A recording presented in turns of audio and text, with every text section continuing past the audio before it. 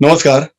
ज्येष्ठ इतिहास संशोधक पांडुरंगजी बलकवडे यांच्या षष्टब्द पूर्ती निमित्त श्री शिवाजी रायगड स्मारक मंडळ आयोजित आपली संस्कृती आपला इतिहास या व्याख्यानमालेत मी आपणा सर्वांचं स्वागत करतो.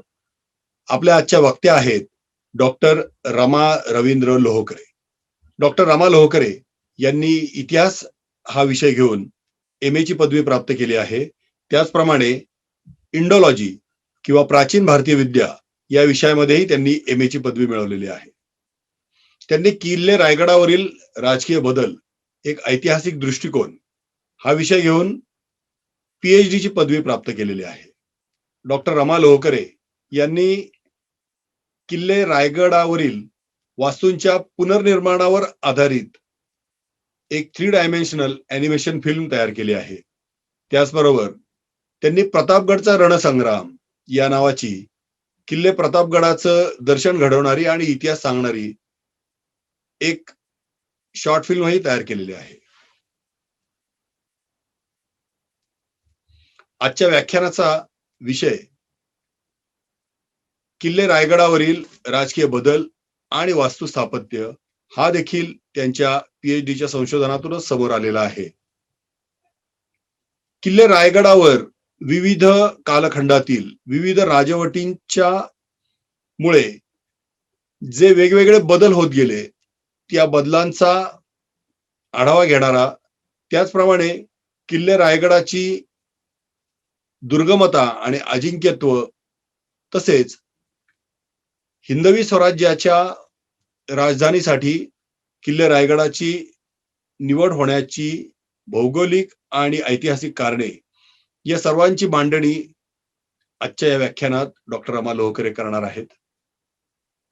शिवपूर्व काळापासून शिवकाळापर्यंत रायगड किल्ल्याचे महत्व कसे कसे वाढत गेले, त्याचप्रमाणे शिवछत्रपतींच्या मृत्यूनंतर इंग्रजी राजवट येईपर्यंत रायगड किल्ल्याचे महत्व कसे कसे कमी होत गेले याचा अभ्यास करून त्यांनी प्रबंध सादर केलेला आहे. त्याचबरोबर रायगड किल्ल्यावरील वास्तूंच्या अवशेषांचा अभ्यास करून त्यांची इंच इंच मापे घेऊन त्यांनी एक शिवकाळात या वास्तूंचं संभाव्य स्वरूप कसे असावे हे सांगणारी एक 3D ॲनिमेटेड वॉक थ्रू स्वरूपाची फिल्म तयार केली आहे आणि त्याचा काही भागही त्या आज आपल्या व्याख्यानात सादर करणार आहेत. आणि एक विशेष सांगण्यासारखी गोष्ट म्हणजे अशा प्रकारची एखाद्या किल्ल्याविषयी माहिती सांगणारी, त्याचा इतिहास सांगणारी 3D animated walk through film मला वाटतं महाराष्ट्रामध्ये डॉक्टर लोहकरे यांनी पहिल्यांदाच तयार केलेली असावी. आणि या कामामध्ये त्यांचे पतिराज डॉक्टर रवींद्र लोहकरे हे देखील सक्रिय होते.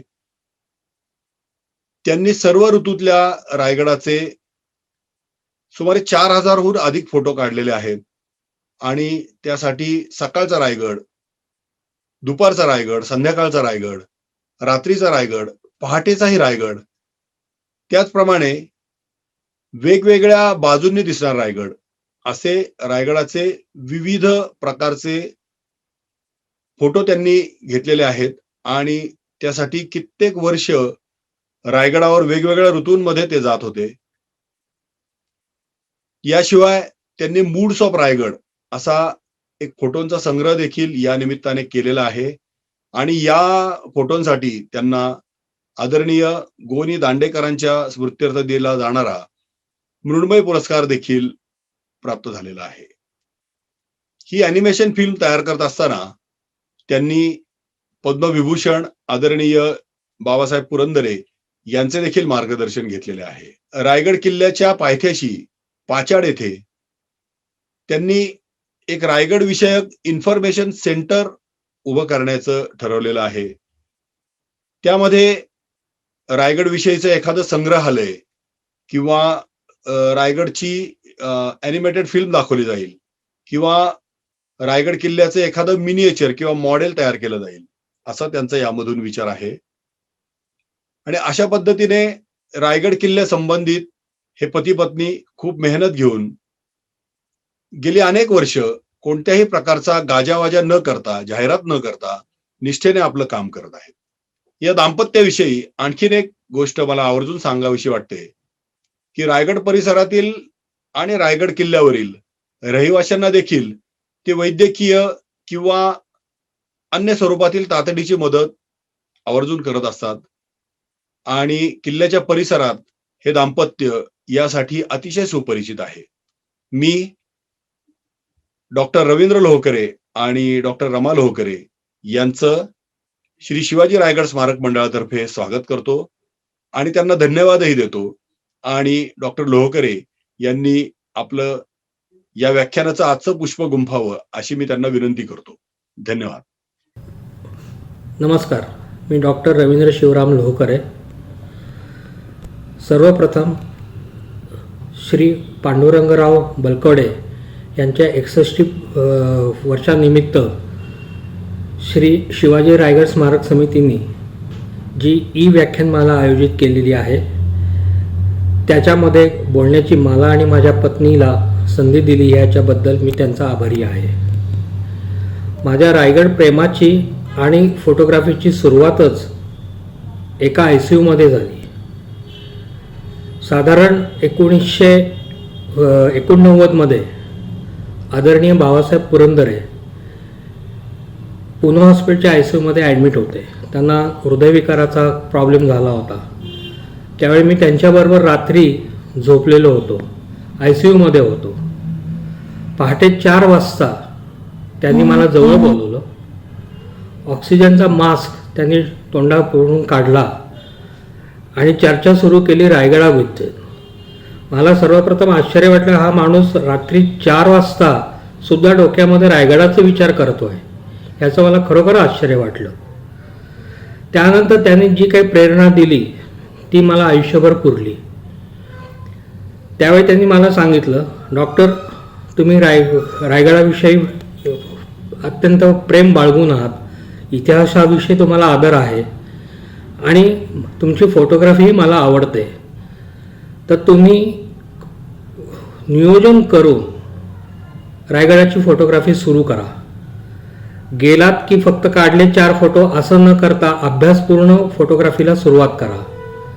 पहाटे 4 वाजता त्या प्रसंगाने मी खरोखरच अचंबित झालो आणि त्यातनं प्रचंड प्रेरणा आणि ऊर्जा मला त्यावेळी मिळाली.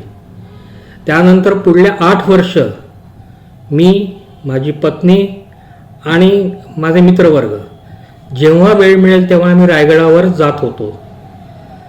महिन्यातून एकदा, दोनदा, जसं जमेल तसं आम्ही तिथं पोचायचो. रायगडाची अभ्यासपूर्ण फोटोग्राफी सुरू केली. रायगडाचे 8 वर्ष फोटोग्राफी केल्यानंतर जवळजवळ माझ्याकडे 5 ते 5.5 हजार फोटोग्राफ्स काढून झाले. त्यानंतर त्याचं आम्ही एक भव्य प्रदर्शन बालगंधर्व इथं 1996 साली केलं. त्याला प्रचंड रिस्पॉन्स मिळाला. 5 दिवसामध्ये जवळजवळ 20,000 लोक ते फोटोग्राफ्स येऊन बघून गेले. त्याचं पुण्यामध्ये, महाराष्ट्रात बऱ्याच ठिकाणी कौतुक झालं. मग आता हे फोटोग्राफ्स करायचे काय ह्याच्या भावनेतनं रायगडच्याच पायथ्याला एक मोठं सेंटर उभं करण्याच्या दृष्टीने हालचाल सुरू झाली. रायगडाचा अजून अभ्यास करण्यासाठी माझ्या पत्नीने, सौ रमाने रायगडवर PhD करण्याचं ठरवलं. त्याप्रमाणे तिचा अभ्यास सुरू झाला. रायगडची फोटोग्राफी करत असताना प्रत्येक वास्तूमधले डिटेल्स, त्याच्यातला वेगळेपणा हे आम्हाला नव्याने जाणवायला लागला. त्यातूनच अजून अभ्यास करण्याची गरज आहे हे आमच्या लक्षात आलं. त्यानिमित्ताने वेगळ्या अँगलने आम्ही रायगडला भेटी द्यायला सुरुवात केली. आदरणीय पांडुरंगराव बलकवडे असे आम्हाला पहिल्यांदा रायगडावरच भेटले होते. त्यावेळी आम्ही मनोऱ्याची मोजमापं घेत होतो. त्यांनी आम्हाला छान मार्गदर्शन करून आमची प्रोत्साहन त्यांनी आम्हाला खूप चांगल्या तऱ्हेने दिलं. त्याच्यातनंच रायगडची एक 3D फिल्म तयार झाली. त्याबद्दल आता माझी पत्नी बोलेल. नमस्कार. आदरणीय श्रीयुत पांडुरंगराव बलकवडे यांच्या 61 निमित्त रायगड स्मारक मंडळाने आयोजित केलेल्या या व्याख्यानमालेमध्ये मला संधी दिल्याबद्दल सर्वप्रथम मी आयोजकांचे आभार मानते. आज मी आपल्यापुढे किल्ले रायगडाविषयीचा माझा अभ्यास मांडणार आहे. शिवशाहीर बाबासाहेब पुरंदरे यांच्याबरोबर माझी रायगडाची प्रथम सहल झाली. किल्ले रायगडाला प्रथमच भेट देताना व्यक्तीला प्रथमदर्शनी भारावले पण येतच. त्या सहलीमध्ये बाबासाहेबांकडून रायगडावरील राजसभेत शिवाजीराजांचा राज्याभिषेक कसा झाला यावरचं त्यांचं व्याख्यान ऐकलं आणि त्याच वेळी रायगडाच्या इतिहासाविषयीचं माझं कुतूहल मनात निर्माण झालं. शिवछत्रपतींचा या गडावर झालेला राज्याभिषेक, गडावरची शिवसमाधी, विस्तीर्ण पठार आणि शिवकालीन अवशेष हे सगळेच किल्ल्याचे आकर्षण वाढवणारे घटक आहेत.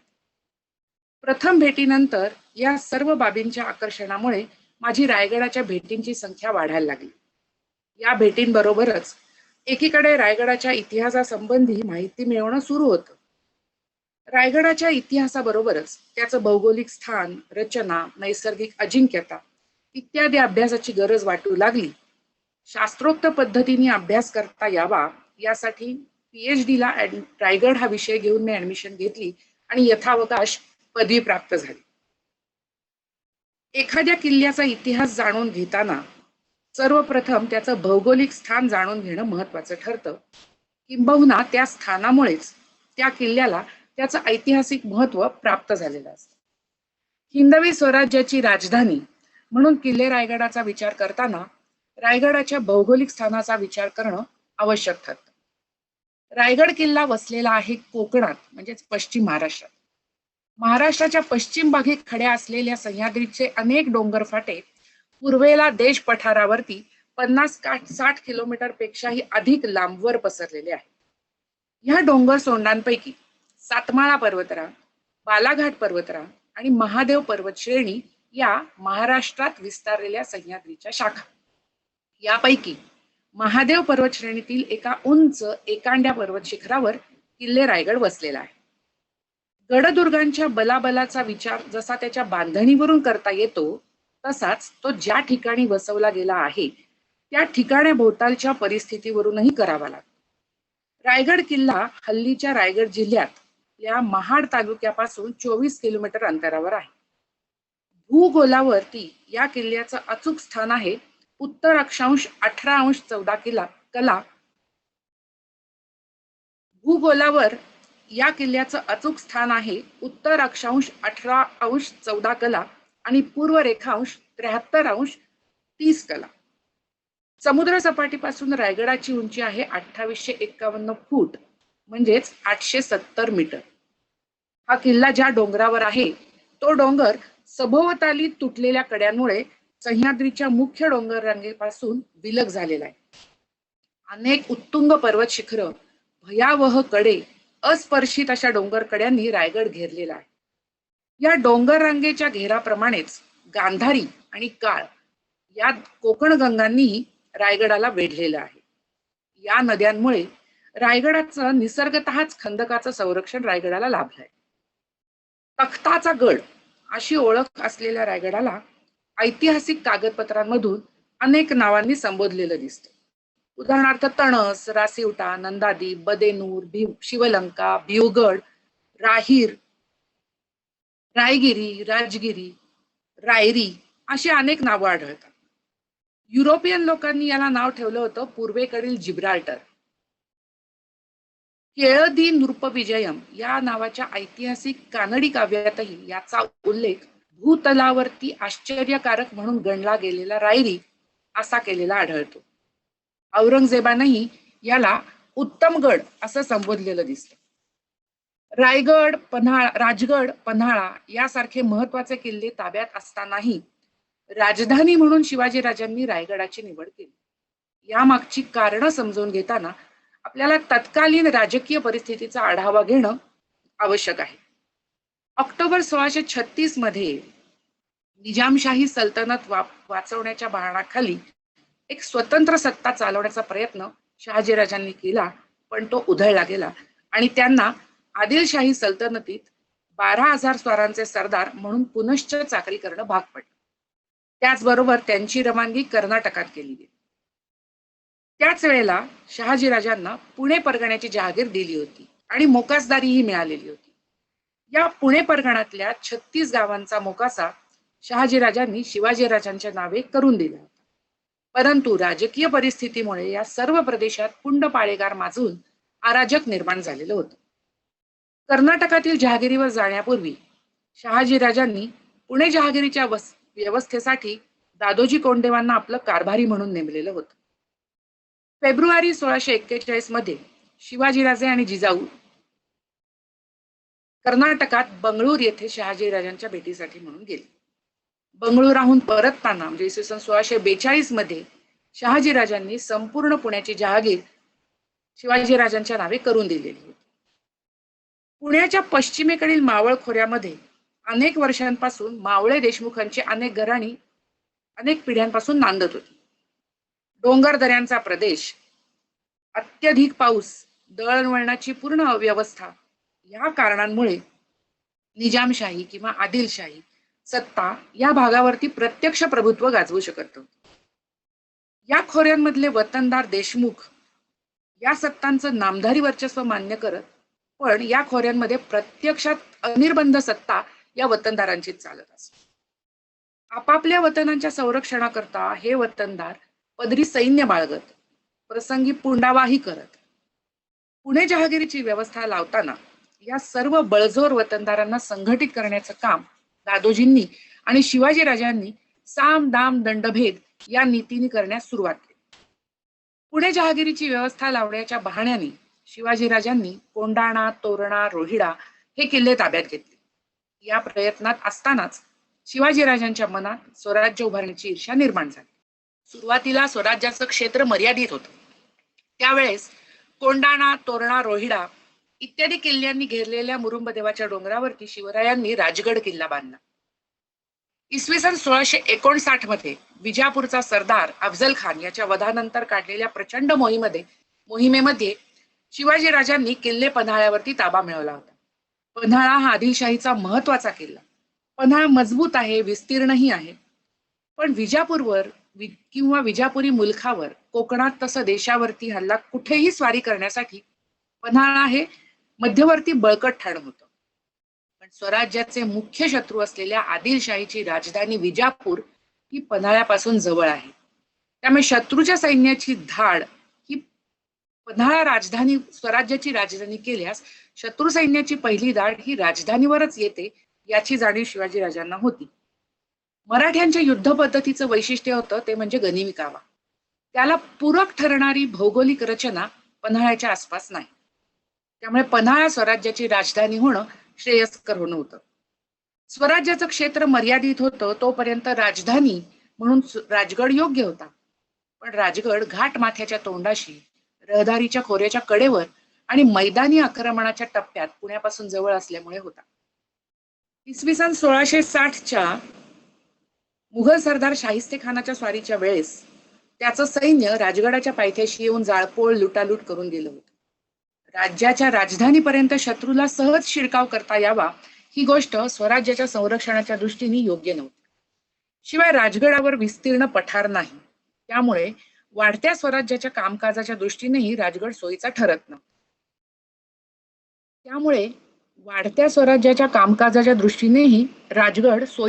नव्हता. इसवी सन 1656 मध्ये जावळीचं खोरं शिवाजीराजांनी ताब्यात घेतलं होतं. घनदाट जंगल, उंच डोंगर सुळके, खोल दर्या, अवघड कपाऱ्या, कुरळे घाटमार्ग यामुळे अवघड असलेल्या या जावळीच्या खोऱ्यातील दुर्गम दुर्ग रायगड जावळी प्राप्तीबरोबरच शिवाजीराजांच्या ताब्यात आला होता. इसवी सन 1664 मध्ये सुरतेची लूट करून शिवाजीराजांनी मुघल सत्तेला उघड आव्हान दिलं होतं. शिवाजीराजांचं वाढतं बळ पाहून औरंगजेबानं इसवी सन 1664 मध्ये मिर्झा राजे जयसिंग याला मराठ्यांच्या राज्यावर निर्णायक मोहिमेवरती पाठवलं. मिर्झा राजांच्या या मोहिमेच्या यावेळी सुद्धा दाऊद खान कुरेशीचं सैन्य राजगडाच्या पायथ्यापर्यंत येऊन गेलेलं होतं. मिर्झा राजांच्या या मोहिमेचा परिणाम म्हणजे पुरंदरचा तह. या तहानुसार शिवाजीराजांना आपले 23 किल्ले मुघलांना द्यावे लागून शरणागती पत्करावी लागली होती. राजांकडे शिल्लक राहिले होते लहान मोठे मिळून 12 किल्ले आणि त्या खालचा 1,00,000 महसुली उत्पन्नाचा प्रदेश.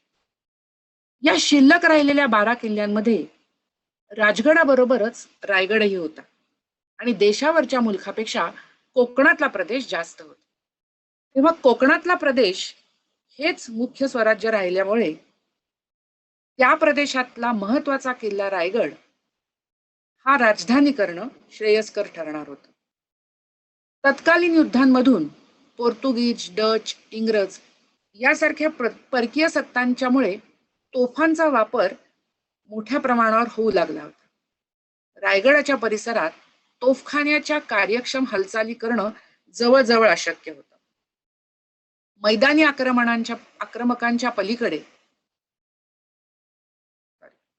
आक्रमकांच्या टप्प्याच्या पलीकडे असलेल्या सह्याद्रीच्या आडोशाला एकाकी पहाडावर बसलेल्या अजिंक्य नैसर्गिक मांडणीच्या लिंगाणा, मानगड, चांभारगड, सोनगड, मकरंदगड, चंद्रगड, कांगोरी इत्यादी गडमंडळाने वेढलेल्या मजबूत विस्तीर्ण अशा रायगडाला शिवाजीराजांनी राजधानीचा गड म्हणून मान्यता दिली. राज्याचं अधिष्ठान जी राजधानी तीच शत्रूच्या ताब्यात गेली तर राज्य राखणं दुरापास्त होतं. ही बाब लक्षात घेऊन शिवाजीराजांनी कोकण प्रांतातील दुर्गम दुर्ग रायगडाला राजधानीचा मान दिला. इतिहासात रायगडाचा प्रथम उल्लेख 8व्या शतकात झालेला आढळतो. इसवी सनाच्या 12व्या शतकात रायरीचा किल्ला एका मराठा पाळेगाराच्या ताब्यात होता अशी माहिती ग्रंथांमधून मिळते. हा मराठा पाळेगार यादवी सत्तेचा प्रतिनिधी असा. इसवी सनाच्या 14व्या शतकात रायगड किल्ला विजयनगर साम्राज्याच्या ताब्यात गेला. इसवी सन 1436 मध्ये अल्लाउद्दीन अहमद शाह बहमनी दुसरा यांनी रायरीवरील अधिकाऱ्याला आपलं स्वामित्व मान्य करायला लावलं आणि रायगडावरती बहमनी सत्ता स्थापन झाली. या बहमनी सत्ता इसवी सन 1479 पर्यंत होती. बहमनी सत्तेचं विभाजन 5 सल्तनतींमध्ये झालं आणि या 5 सुलतानांनी बहमनी सत्तेच्या आधिपत्याखालील असलेल्या प्रदेशाची आपापसात विभागणी करून घेतली. त्या विभागणीमध्ये इसवी सन 1479 मध्ये रायरी मामला अहमदनगरच्या निजामशाहीच्या ताब्यात गेला. इसवी सन 1618 मध्ये विजापूरचा इब्राहिम आदिल शाह याने मामले रायरीवर आपली सत्ता स्थापन केली. इसवी सन 1624 मध्ये आदिलशाह आणि निजामशाह यांच्यात युद्ध झालं.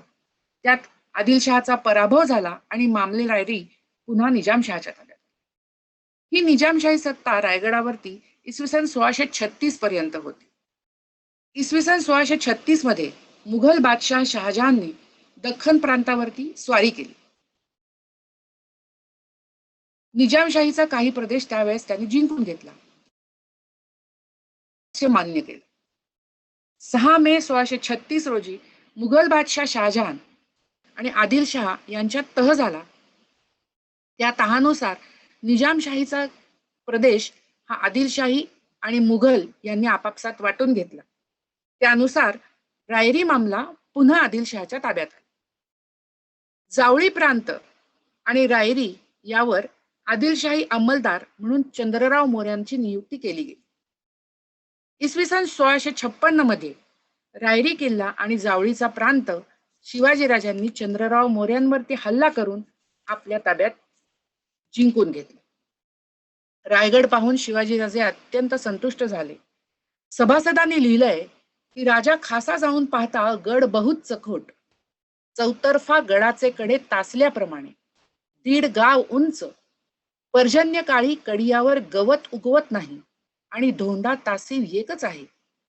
दौलताबादही पृथ्वीवर चखोट गड खरा, परंतु तो उंचीने थोडका. दौलताबादचे दशगुणी गड उंच असे देखून बहुत संतुष्ट झाले आणि बोलिले, तख्तास जागा गड हाच करावा. आणि याच दूरदृष्टीने शिवाजी राजांनी रायगडावर इसवी सन 1657 पासून बांधकाम करण्यास सुरुवात केली.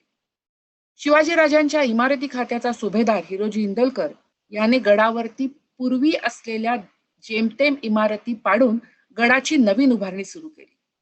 आबाजी प्रभू आणि रामराव प्रभू यांना या कामावरती नेमण्यात आले. त्याचबरोबर रायगडाच्या दुरुस्तीसाठी आणि बांधकामासाठी सुमारे 50,000 होनांची तरतूद केली गेली. इसवी सन 1665 मध्ये मिर्झा राजा जयसिंहाच्या स्वारीच्या नंतर झालेल्या पुरंदरच्या तहानंतर मिर्झा राजाच्या आग्रहावरून शिवाजीराजे औरंगजेबाच्या भेटीसाठी आग्र्याला गेले आणि त्याच्या कैदेत अडकले. या मगरमिठीसारख्या कैदेतून आपल्या विलक्षण बुद्धिचातुर्याच्या बळावरती शिवरायांनी आपली सुटका करून घेतली आणि ते सुखरूप राजगडावर पोचले. हा इसवी सन 1666 चा सप्टेंबर महिना होता. इसवी सन 1667 पर्यंत राजधानी राजगडच होती. इसवी सन 1667 नंतर शिवाजीराजांच्या राजकीय हालचाली या रायगडावरून होऊ लागल्या. त्यामुळे इसवी सन 1667 नंतर शिवाजीराजांचा मुक्कामही जास्तीत जास्त रायगडावरच होता. या काळातल्या मोहिमा, डच, इंग्रज, पोर्तुगीज इत्यादी परकीय सत्तांशी झालेल्या गाठीभेटी यांचं केंद्रस्थान रायगडच होता. यामुळे रायगडाच्या वैभवाची आणि राजकीय महत्वाची कमान चढती वाढती होत गेली.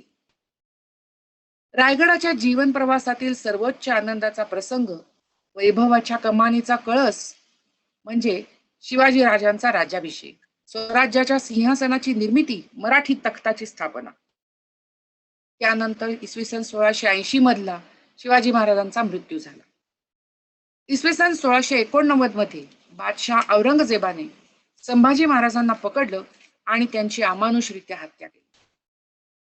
इसवी सन 1689 मध्येच रायगड किल्ला मुघल सरदार इतिकाद खानाने उर्फ जुल्फिकार खानाने वेढा घालून शरण आणला.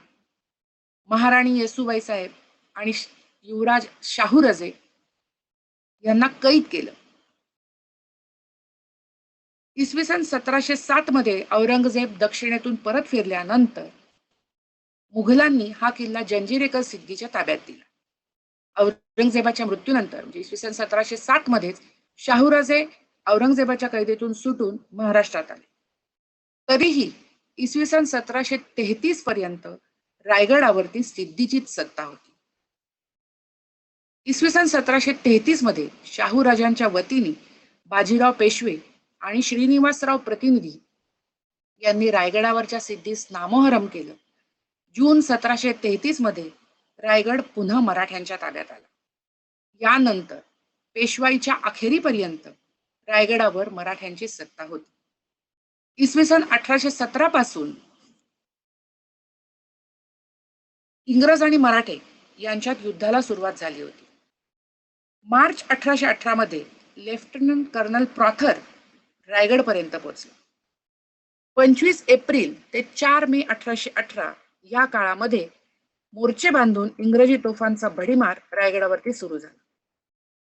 6 मे 1818 रोजी इंग्रजी तोफांच्या माऱ्यामुळे रायगडावरील वाराणसी बाईसाहेब या दुसऱ्या बाजीरावाच्या पत्नीच्या निवासस्थानाला आग लागली आणि त्यामुळे वाराणसीबाईंनी शरणागती पत्करायचं ठरवलं. शरणागतीच्या अटी ठरल्या त्या संपूर्णपणे पार पडल्यानंतर 10 मे 1818 रोजी इंग्रजांनी रायगडाचा ताबा घेतला. रायगडावरती इंग्रजांचं युनियन जॅक हे निशाण फडकू लागलं. 10 मे 1818 रोजी रायगडावरती इंग्रजांचं युनियन जॅक हे निशाण फडकू लागलं. हा सर्व इतिहास कागदपत्रांमधून आणि संदर्भ ग्रंथांमधून अभ्यासात असतानाच रायगडावरच्या वास्तूंचं स्वरूप अभ्यासणं हेही सुरूच होतं. इंग्रजांच्या ताब्यात 1818 साली गड गेल्यानंतर पुढची 100 वर्ष किल्ला बेवसाऊ होता. या काळात रायगडवरच्या वास्तूंची पडझड होत गेली. त्याच्यावरती मातीचे थर साचत गेले. आधुनिक काळात रायगडाचा पुनरुद्धार होऊनही आता बरीच वर्ष लोटली. या प्रदीर्घ काळात रायगडावरच्या वास्तूंचे कमी अधिक वर्णन अनेक संशोधकांनी केलं आणि त्या वास्तू अवशेषांना नावही दिली. पण अगदी अलीकडच्या काळामध्ये काही अभ्यासकांनी या नावांबद्दल म्हणजे त्या वास्तूंचा मूळ उपयोग कोणता असावा याबद्दल परंपरेने मानलेल्या नावांपेक्षा वेगळी मतं मांडली. रायगडावरील अवशेष अनेक वेळा पाहिल्यानंतर या आधुनिक लेखन वाचल्यानंतर रायगडावरील अवशेषांचा अन्वयार्थ पुन्हा लावायला हवा असं वाटू लागलं. वास्तुरचना ही एक परंपराबद्ध निर्मिती शाखा आहे. आधीच्या लोकांनी किंवा आधीच्या रचनाकारांनी वापरलेल्या रचनेच्या आणि अलंकरणाच्या पद्धती रचनाकार सहसा सोडून देत नाही, कारण त्यांची उपयुक्तता सिद्ध झालेली असते. रायगड किल्ला राजधानी करायचं ठरवल्यानंतर तिथे कोणकोणत्या इमारती उभारण्यात आल्या याची बखरकारांनी माहिती दिलेली आढळते. आपण आधी सभासद बखरी मधला जो उतारा पाहिला की राजांनी गड पाहिल्यानंतर त्यांनी जे उद्गार काढले की असे देखून राजे बहुत संतुष्ट झाले आणि बोलिले की तख्तास जागा गड हाच करावा. असे करारी करून तेच गडी घर, वाडे, माडिया, सदरा, चौसोपे आणि 18 कारखाने यांस वेगळाले महाल व राणिया तैशीच सर कारकुनांस वेगळी घरे व बाजार, 5000 यांस वेगळी घरे व मातबर लोकांस घरे व गजशाळा व अश्वशाळा व उष्टरखाने, पालखी महाल, वहिली महाल, थटी महाल, कोठी, चिरेबंदी, चुने गच्ची बांधिले असाही उल्लेख या बखरीमधून केलेला आढळतो. रायगडावरील अवशेषांचा अभ्यास करून त्यांच्या मूळ वास्तुरूपाचा अंदाज करण्याचे आमचे प्रयत्न सुरू झाले. रायगडाच्या भेटींमध्ये या पडक्या वास्तूंचे फोटो अधिक काढले जाऊ लागले. ते पाहताना वास्तूंच्या आकाराचा अंदाज आम्ही अंदाजानेच बांधत होतो. पण मग ठरवलं की या वास्तूंची मोजमाप आपण आर्किटेक्टच्या मदतीने घ्यावी. तसं केलं तर वास्तूचा नकाशाच आपल्या हाती येईल. हे थोडंसं वेगळं काम होतं. इथं रिकामा प्लॉटवरती बांधायच्या इमारतीचा प्लॅन करायचा नव्हता, तर 300-350 वर्षापूर्वी बांधलेल्या उद्ध्वस्त झालेल्या पडक्या इमारतीमधून त्याचं मोजमाप घेऊन त्याचा नकाशा बनवायचा. फार अवघड काम होतं हे. जुन्या वास्तू, बांधलेली वास्तू ही मोजून काढणं हे अतिशय अवघड काम होतं. पण हे कामही मार्गी लागलं आणि नंतरच्या आमच्या रायगडच्या फेऱ्यांमध्ये त्या आर्किटेक्टच्या मार्गदर्शनाखाली आम्ही रायगडवरच्या वास्तू मोजून काढू लागलो. प्रत्येक वास्तूचे चौथरे, कोनाडे, चौथऱ्यावरच्या खांबांच्या तळखड्यांच्या खुणा, त्या खुणांचे आकार, पायऱ्या, दारांवरची नक्षी, गणेशपट्ट्या, कमानी, तुळयांच्या खुणा, खांबांच्या खुणा, पायऱ्यांच्या कोनातील बारीक सारीक नक्षीकाम, कोनाड्यांवरची नक्षी, अडसराचे रिकामी गाळे, दरवाजा अडकवण्याच्या अटकण्या, तुटक्या अटकण्यांची मोजमाप, त्यांचे स्थान, अर्धवट पडक्या भिंतींची जाडी, जमिनीत असलेल्या भिंतीच्या खुणा, मनोऱ्यांचे कोनाडे, कमानी, कमानीच्या खिडक्या, त्याच्या बाहेरच्या नक्षीकामाच्या खिडक्या, त्यांची मोजमाप, काय काय नाही मोजलं आम्ही त्यावेळेला. सिंहासनाच्या चौथऱ्यापासून ते राणीवशातल्या आणि अष्टप्रधान वाड्यातल्या शौचकूपांपर्यंत सगळं काही मोजलं. मग त्याचे आराखडे मोठ्या स्वरूपात बनवले. त्या वास्तूंचे मोजतानाच असंख्य कोनांमधून फोटो काढले. आता ही माहिती जमा तर झाली. आता पुढे काय? एक विचार असा आला की ही सगळी माहिती, हे आराखडे, हे फोटो, ही सगळी मोजमाप, या खुणा या एखाद्या उत्तम चित्रकाराला द्याव्यात आणि त्याच्याकडून रायगडाची, या वास्तूंची संभाव्य कल्पनाचित्र काढून घ्यावी.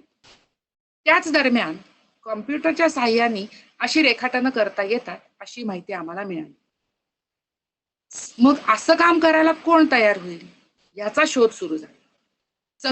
संगणकीय अभ्यासक्रम शिकवणाऱ्या संस्थांमध्ये आम्ही या संदर्भात चौकशी केली. तेव्हा आम्हाला असं कळलं की हे 2 पद्धतीने करता येईल, 2D आणि 3D. 2D म्हणजे कागदावर काढलेल्या चित्रासारखा आणि 3D म्हणजे संपूर्ण वास्तू मॉडेल रूपात कम्प्युटरवरती घेता येईल.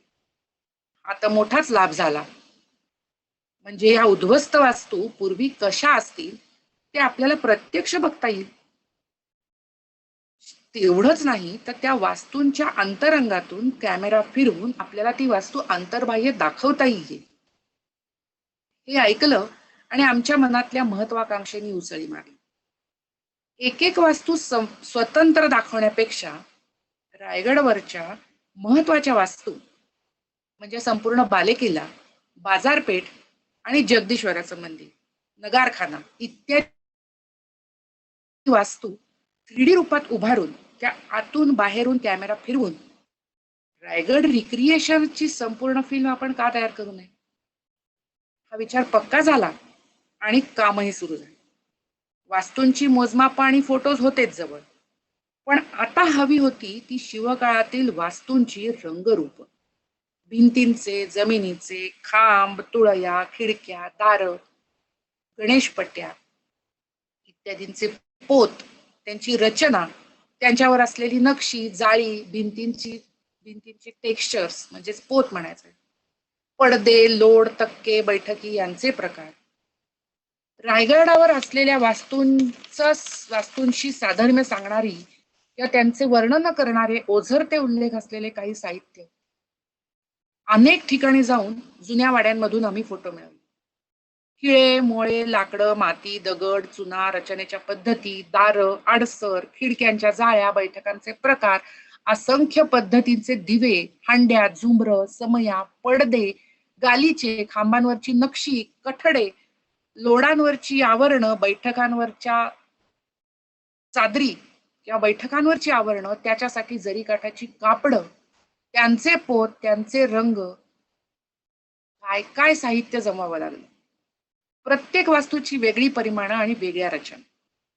कॉम्प्युटरवरती आभासी रूपात का होईना पण घर पाहावं बांधून या उक्तीचा अनुभव येत होता. 3 महिन्यांच्या धडपडीनंतर सर्वप्रथम बाजारपेठेतलं एक दुकान कमानी, दरवाजा, कोनाडे, कठडे, खांब, झुंबर याच्या सकट पडद्यावर साकार झालेलं आम्ही पाहिलं आणि ते कल्पनेत पाहिलेलं वास्तुरूप प्रत्यक्षात पाहून आमचं मन आनंदाने भरून गेलं. जाणकारांना आम्ही ते सगळं दाखवलं. आनंदानं हरखून जाऊन त्यांनी आमच्या पाठीवर शाबासकीचा हात फिरवला. ती शाबासकीची थाप मिळाली आणि नव्या वाढत्या उत्साहाने आम्ही दुसरी वास्तू उभारायला गेलो. प्रत्येक वास्तू उभारताना मोठ्या नकाशावरून त्याची मोजमाप, त्याच्या चौथऱ्यांची, खांबाच्या तळखड्यांच्या खुणांची मोजमाप ती कॉम्प्युटरवरती घ्यायची आणि मग उभारणीला सुरुवात करायची. वरवर पाहताना असं दिसतं की रायगडावरती फक्त चौथरेच तर आहेत, असं काय आहे तिथे अजून. पण जेव्हा आपण बारकाईने पाहायला जातो तेव्हा त्या चौथऱ्यांवरती असलेल्या बारीक सारीक खुणा आपल्याला दिसतात.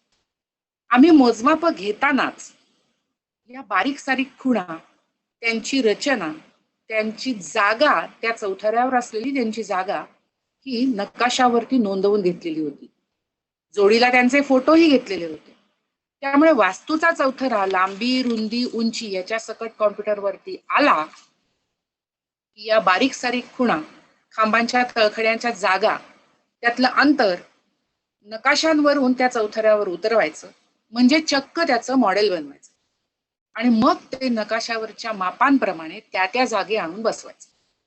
मग भिंती कुठे असतील, कोनाडे कुठे असतील, त्या भिंती कशा असतील, त्यांना गिलावा कसा असेल, त्या गिलाव्याचा पोत कसा असेल, खिडक्या कुठे असतील, खिडक्यांच्या जाळ्या कशा असतील, हे सगळं ठरवायचं. मग हळूहळू हळूहळू वास्तू आकाराला यायला लागायची. कित्येकदा पूर्ण आकारली गेलेली वास्तू बघून असं जाणवायचं की नाही, ही अशी नसणार आहे, अशी नाही वाटत ही वास्तू असेल असं. मग केलेलं सगळं बाद, नव्याने सुरुवात करायची. सुचवलेले बदल करायचे, पुन्हा वास्तू आकाराला आणायची. मग त्या सांगाड्यावरती रंग, पोत, कौलं, भिंतींचा जाडी इत्यादी ठरवायचं, त्याचा साथ चढवायचा. त्यातही अनेक प्रकार, कधी दगडाचा रंग चुकायचा, तर कधी जमिनीचा, तर कधी भिंतीच्या गिलाव्याचा. हवा तो रंग, हवा तो पोत मिळेस तोपर्यंत परत परत परत परत ते करत राहायचं.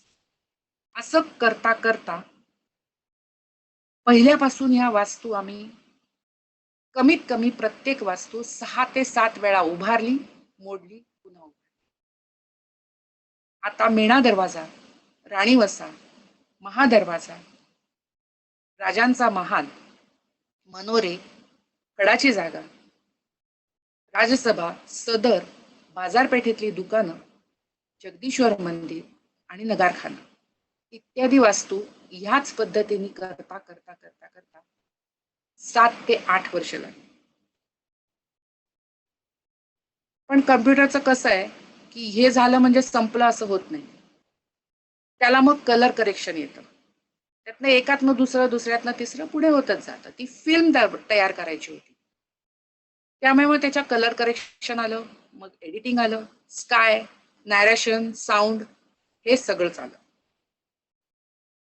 हे सगळं होऊन आता ती फिल्म तयार झाली. ही फिल्म तयार व्हायला, पूर्णपणाने तयार व्हायला आम्हाला 10 वर्ष लागली. गडाचं कसं असतं ना की गडावरचा दगड आणि दगड, वास्तून वास्तू आपल्याला काहीतरी सांगत असते, सुचवत असते, खुणावत असते, एक प्रकारे इतिहास सांगत असते, इतिहासाशी आपल्याला जोडून देत असते. रायगड हा पूर्वीही आणि आजही मराठी मनांच्या प्रेमाचं, आदराचं, जिव्हाळ्याचं ठिकाण आहे आणि होता आणि आहे. रायगडावरच्या या वास्तू शिवकालाच्या स्मृती गडवेड्यांच्या मनात जपून ठेवण्याचं काम आजही करतायत. या ऐतिहासिक वारशाचं जतन करण्याचा हा एक छोटासा प्रयत्न आहे. महाराष्ट्राचा मानबिंदू, हिंदवी स्वराज्याची राजधानी, किल्ले रायगड. गडाच्या ऐन चढावर असलेला हा महादरवाजा 75 फूट आणि 65 फूट उंचीच्या 2 बुलंद बुरुजांच्या आड महादरवाजा लपलेला आहे. याला गोमुखी पद्धतीची बांधणी म्हणतात.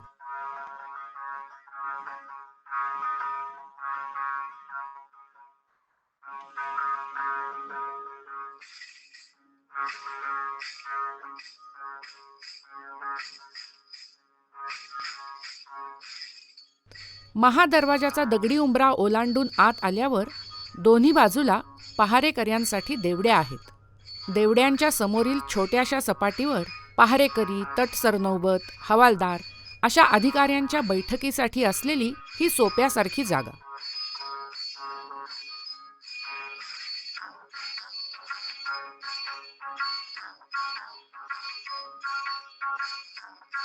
या वळणदार पायऱ्या चढून गेल्यावर येतो तो हा मेणा दरवाजा. हा दरवाजा थेट राणीवशाच्या महालांपाशीच घेऊन जातो. बालेकिल्ला आणि राणीवसा यांच्यामधली ही पहारेकऱ्यांची जागा. सेवक, दास-दासी यांच्या वावरासाठी श्री गणेशाची सुबक कोरीव मूर्ती असलेल्या दरवाजातून आपण एका प्रशस्त प्राकारात येतो. हाच राणीवसा. या आवारात एका मागोमाग एक अशा 2 इमारती आहेत.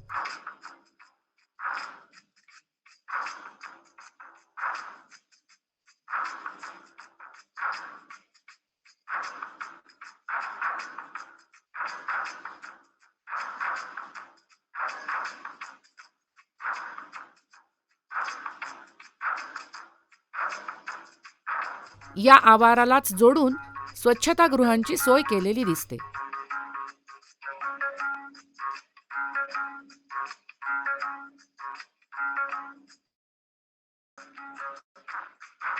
या राणीवशांपैकी मेणा दरवाजाच्या बाजूचे 4 प्राकार आतून एकमेकांशी जोडलेले आहेत.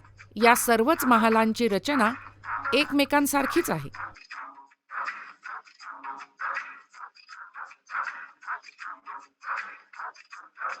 हा फरसबंदी मार्ग बालेकिल्ल्याच्या दुसऱ्या दरवाजाशी घेऊन जातो.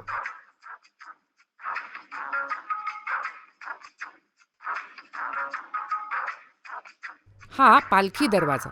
या दरवाजाला खाली एक आणि वर दुसरी अशा 2 कमानी आहेत.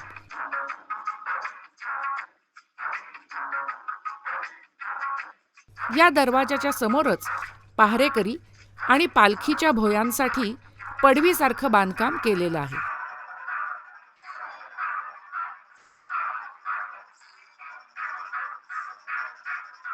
सुरेख घडणीच्या या पालखी दरवाजाने वर आल्यावर आपण एका दरवाजापाशी येतो.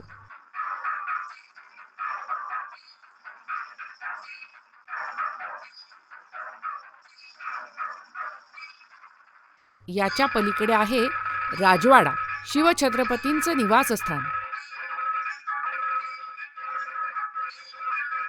सुबक, नेटका असा हा दुमजली वाडा चारही बाजूंनी सुटावलेला आहे.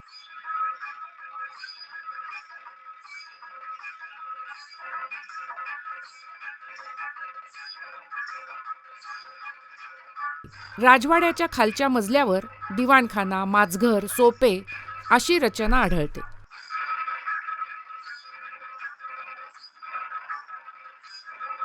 या चौथऱ्यावरच बांधीव दगडी झाकणाने झाकलेले पाण्याचे 3 छोटे हौद दिसतात. राजवाड्याचा चौथरा 3 बाजूंनी ओट्यांनी वेढलेला आहे. या ओट्यावरील एका दालनातून आपण बाहेर येतो ते एका अष्टकोनी स्तंभात, मनोऱ्यात. या मनोऱ्यातून बाहेर दिसतात 2 द्वादशकोनी मनोरे. अष्टकोनी मनोऱ्याच्या शेजारूनच या 2 मनोऱ्यांना जाणाऱ्या पायऱ्या आहेत. दोन्ही मनोऱ्यांना 12 कमानदार खिडक्या असल्या तरी ह्या मनोऱ्याच्या खिडक्यांच्या कमानी नक्षीने नटलेल्या आहेत. हा नक्षीचा मनोरा. याचा अंतर्भागही निराळाच आहे.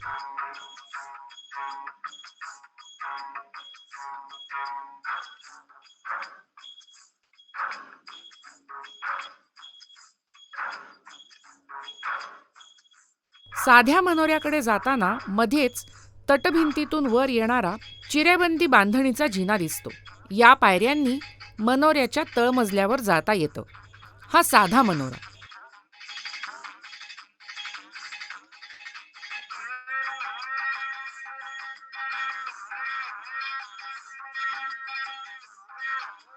नक्षीच्या मनोऱ्यावरची नक्षी पाहावी तर ती या साध्या मनोऱ्यातूनच. शरभाकृती आणि दगडी हस्तांनी याचं घुमटाकार छत पेललेलं आहे.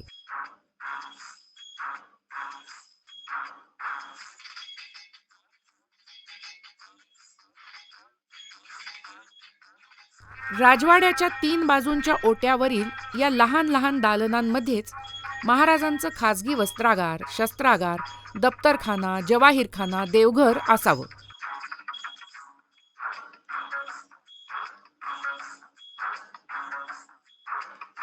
राजवाड्याच्या तटालगत दक्षिणेकडील बाजूस 40 फूट खोलीवर असलेले हे अष्टप्रधान मंडळातील मंत्र्यांचे 5 वाडे किंवा कार्यालये.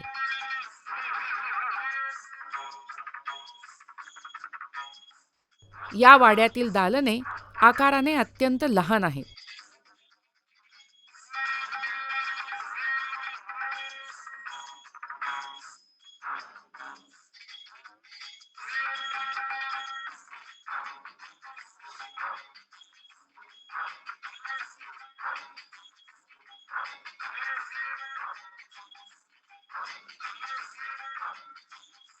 प्रत्येक वाड्यासमोर पहारेकऱ्यांसाठी, कारकुनांच्या बैठकीसाठी उतरत्या छपरांचे सोपे बांधले आहेत. अष्टप्रधानांच्या वाड्याकडून सदरेकडे जाताना लागते ती ही फडाची जागा.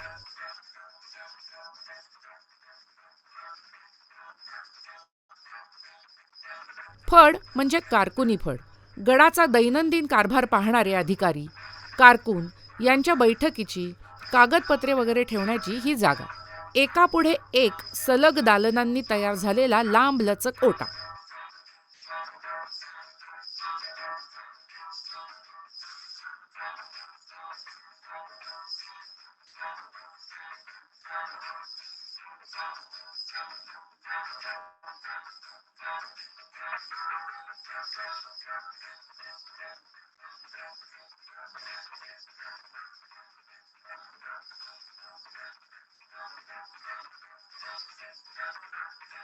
उजवीकडची फडाची जागा आणि डावीकडची राजसभेची भिंत यांच्यामध्ये दिसते ती सदर.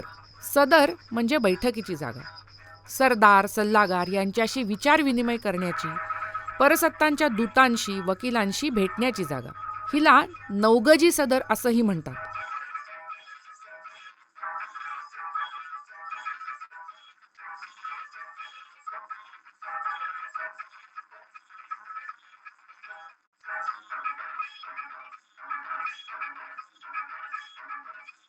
सदरेवरील बैठक व्यवस्था उत्तराभिमुख आहे.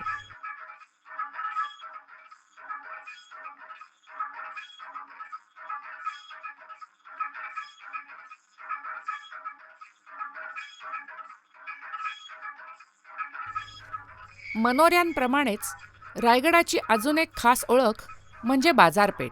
पुढे ओसरी, आतील भागात त्याच लांबी रुंदीचं एक सलग दालन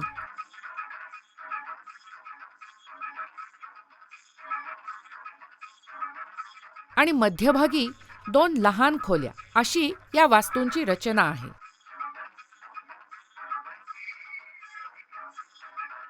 दुतर्फा ओळीत उभी असलेली ही 44 दुकानं, ह्या 5 फूट 5 इंच उंचीच्या जोत्यांवर असलेल्या इमारती आणि त्यामधून जाणारा हा 40 फूट रुंदीचा रस्ता.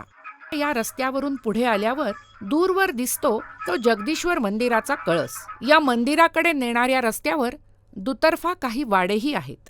शिवभक्त शिवरायांनी गडावर आधीपासून असलेलं श्री व्याडेश्वराचं मंदिर विस्तारलं. हाच तो जगदीश्वराचा चिरेबंदी प्रासाद. या मंदिराच्या आवारात चोहोबाजूस ओवऱ्या आहेत. या ओवऱ्यांमधून देवाचे सेवेकरी, पुजारी, सेवक इत्यादींची व्यवस्था असावी.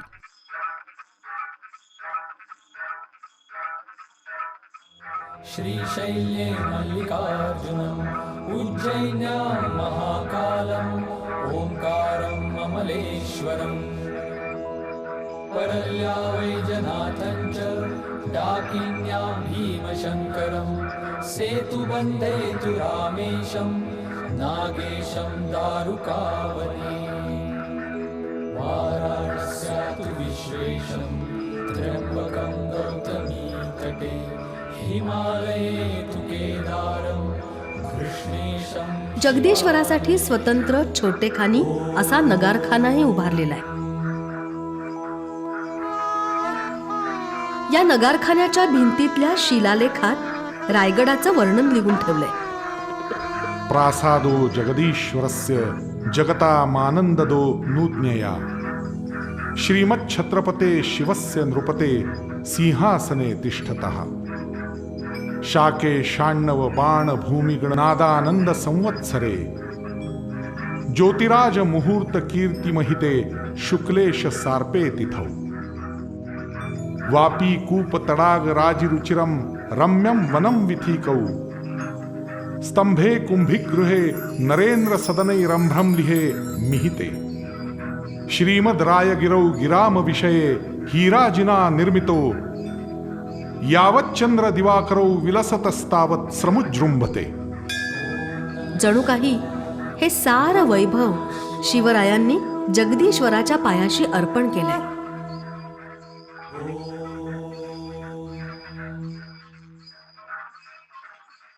भव्य, देखण्या आणि भक्कम अशा या प्रवेशद्वारातून आत शिरताच समोर दृष्टीस पडते तीही राजसभा.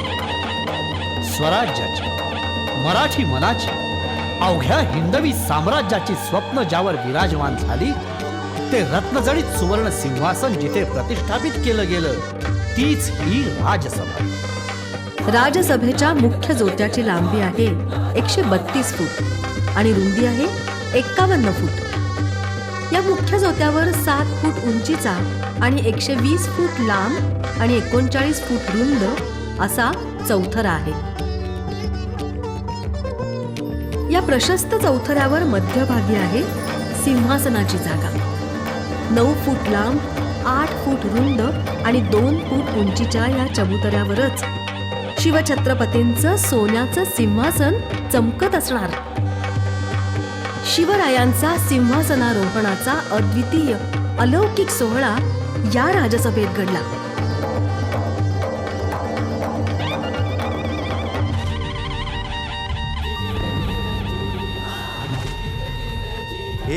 शतकांचा अंधार भेदून आला रवी गगनाला 7 नद्यांचे पवित्र जलही आले अभिषेकाला.